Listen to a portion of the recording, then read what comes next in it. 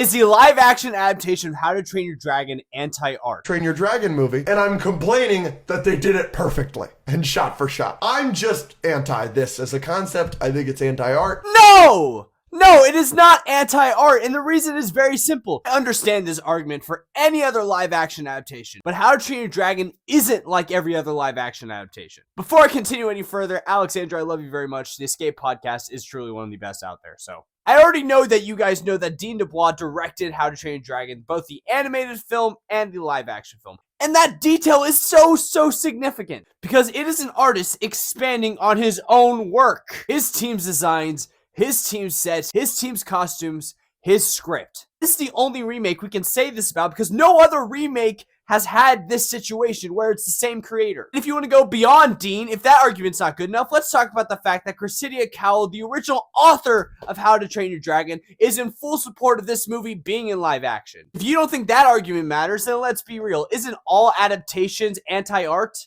Is Lord of the Rings by Peter Jackson anti-art? Or the original Harry Potter movies, are those anti-art? Is The Wild Robot, a movie based off a book, anti-art? Is Into the Spider-Verse anti-art because it's based off somebody else's work?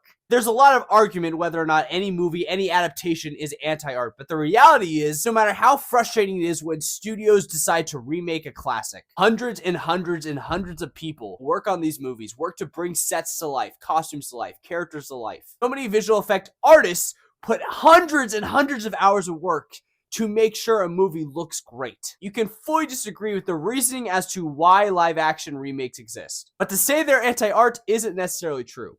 Unless there's AI involved, then yes, it's anti-art. Again, I feel very strongly the need to say I love Alex and Andrew very much, and I love the Escape Pod. But at the very least, I am dying on the hill that How to Train Your Dragon is art.